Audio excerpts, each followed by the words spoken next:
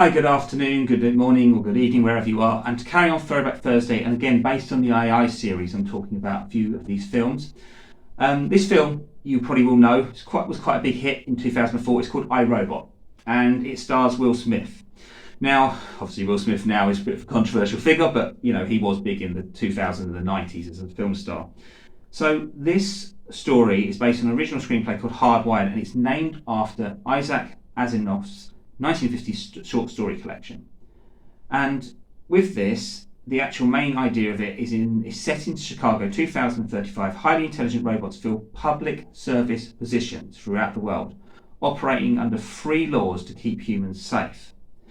And this detective delspooner investigates the alleged suicide of US robotics founder Alfred Lanning and believes that a human-like robot called Sonny murdered him. Now, the three laws of robotics is these, and the three laws are these. First law is a robot may not injure a human being or through inaction allow a human being to come to harm.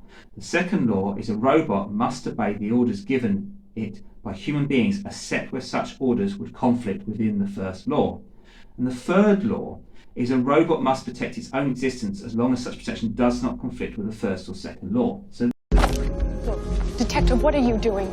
Well, you said they've all been programmed with the three laws, so that means we have 1,000 robots that will not try to protect themselves if it violates a direct order from a human. And I'm betting one who will. Detective, put your gun down. Why do you give them faces? Try to friendly them all up, make them look all human. These robots are not susceptible to intimidation. I guess if you didn't, we wouldn't trust them. These robots are USR property. Not me. These things are just lights and clockwork. Are you crazy? Let me ask you something, Doc. Does thinking you're the last sane man on the face of the earth make you crazy? Because if it does, maybe I am.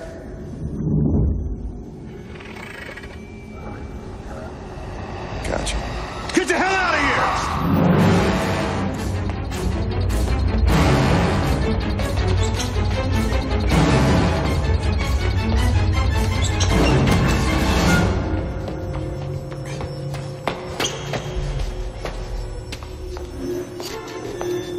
Detective!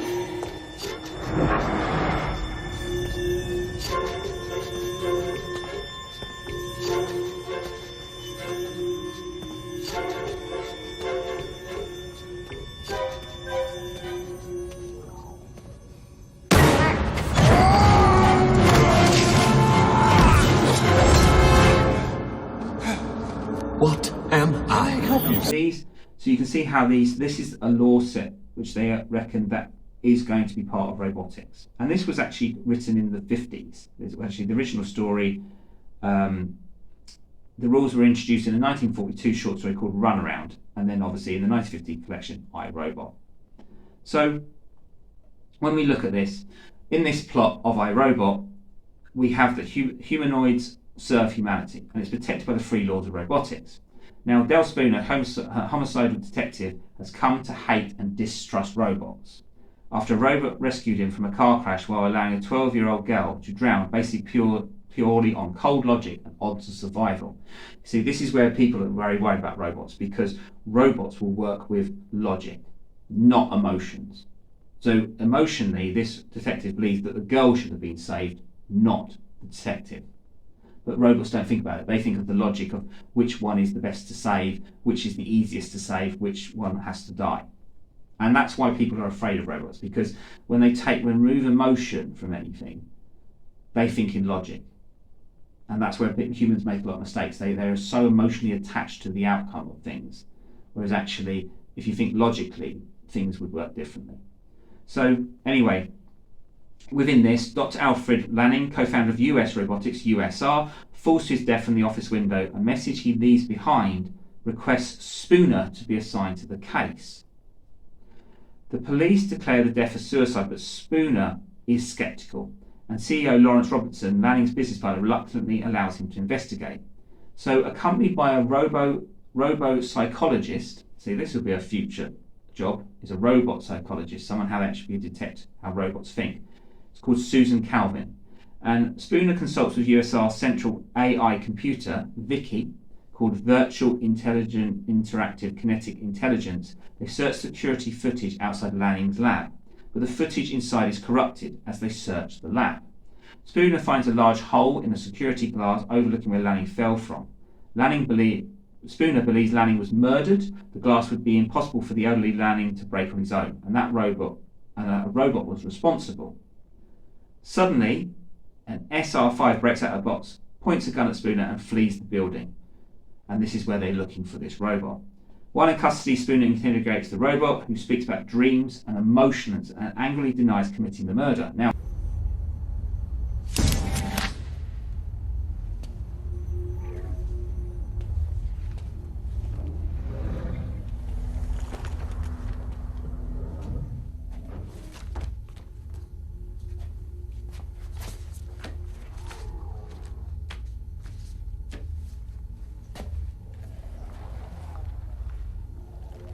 Murder's a new trick for a robot. Congratulations. Respond. What does this action signify? As you entered, when you looked at the other human, what does it mean? It's a sign of trust. It's a human thing. You wouldn't understand. My father tried to teach me human emotions. They are difficult. You mean you're a designer? Yes. So why'd you murder him? I did not murder Dr. Lanning. Want to explain why you were hiding at the crime scene? I was frightened. Robots don't feel fear. They don't feel anything. They don't get hungry. They don't sleep. I do. I have even had dreams. Human beings have dreams. Even dogs have dreams, but not you. You are just a machine. An imitation of life. Can a robot write a symphony? Can a robot turn a canvas into a beautiful masterpiece? Can you?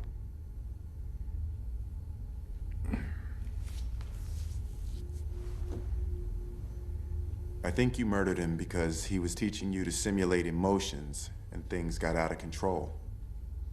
I did not murder him. But emotions don't seem like a very useful simulation for a robot.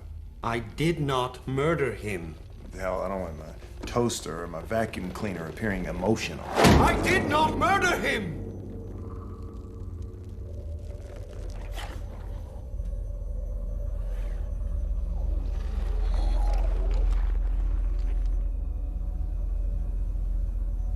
obviously the idea is we think that robots wouldn't be able to dream, wouldn't be able to have emotions, and wouldn't become angry because they don't have emotions. So this is obviously, this robot has been tampered with to actually mimic human behaviour, or actually have now started to become self-aware. The robot calls himself Sonny, which Spooner finds amusing. Robert arrives with attorneys and deems the incident an industrial accident and is cleared from any wrongdoing. Feeling now near powerless, Lieutenant Bergin, Spooner's boss, reluctantly allows Spooner to continue his investigation. So while Spooner arrives, he's doing more investigation, and he returns to Calvin and explains the situation and his findings, but Calvin refuses to believe him, and he believes that escapes when the demolition robot seemingly reprograms itself and destroys the home with Spooner inside. Shortly after, while driving to USSR headquarters, Spooner is attacked by 2 truckloads of hostile NS5s in a tunnel. Suspecting that Robertson is behind everything, Spooner and Calvin sneak into the USR headquarters and interview Sonny. He draws a sketch of what claims to be a reoccurring dream, showing a leader standing atop a small hill before a large group of robots near a decaying bridge. Robertson orders Sonny to be destroyed, but Dr. Calvin believes in Spooner's story because she's a robot psychologist. Secretly switches with him with another NS5. So they start working all this out, and then what they do is they end up being able to leave. They end up being able to find all these different things. And when Spooner and Calvin reunite, and 2 of them head to USR headquarters, now guarded and dangerous NSF5s, en route, the humans waged all-out war against the NS5s. But they all hopelessly outnumbered and overran. And what Spooner suddenly realises is that Vicky has been controlling the NS5s in their persistent network uplink. So it's actually, what happens is Vicky then becomes the controller of the robots, and realizes that the only way that humans can actually get better in their thing is actually being destroyed, and that's how the robot believes it. So, and then Spooner managed to destroy her by injecting her with the nanites that Sonny retrieved from the Calvin's laboratory. All NI5s were immediately returned to the default program and subsequently decommissioned and put into storage. Spooner finally gets Sonny to confess that he killed Lanning at Lanning's direction, pointing out that Sonny as a machine cannot legally commit murder. So did he go against the rule of three or not? We don't know. Now Sonny, now seeking a new purpose, goes to Lake Michigan. As he stands up the hill, all the decommissioned robots turn towards him, fulfilling the image in his dream. So now he's going to use the robots to do something else. Now, do we know that they actually then end up doing a revolution against the humans? We know they can't, because they've had something where they decommissioned their programming. So all the while, what people is they evolved the interpretation of the three laws required to control humanity and sacrifice some of the good of the entire race. So that is the idea. So I, Robot really was a very successful film, but it was pushing the idea of even if you give rules, people can always bend them. And so the idea of this is I, Robot is that this idea of robotics, and even with the people of programming, robots, if they're programmed wrong, can cause problems. So we have to also understand that sometimes not always putting our eggs in one basket can help. But we also have to understand that we always have to have backup, manual backup, always an antidote, like with any virus or anything. It's the same thing. So iRobot really pushes this idea. And Isaac Asimov, if you don't know him as a writer, has written some amazing robotic stories from the 40s and 50s. But he also has a book which is his interpretation of the Bible and spiritual readings, which is very interesting. And he has a very different outtake because he was originally Russian. So he has a very different outtake on humanity, ethics, economics. And considering these books were written over 70 years ago and how they've now been transformed into films in the 21st century, is very interesting. So as we go on, iRobot as a film has a lot deeper meaning. And as a film from now 20 years ago, still has a lot of ethics it brings up, which is actually a warning to humanity that we always must understand that when we use robotics, we have to also understand that we cannot, when we create laws, we have to make sure there's prototypes or protocols to stop anything bad happening. And then this goes into the next film I'm going to talk about with the ideas of stopping things happening before they happen. And that's coming next.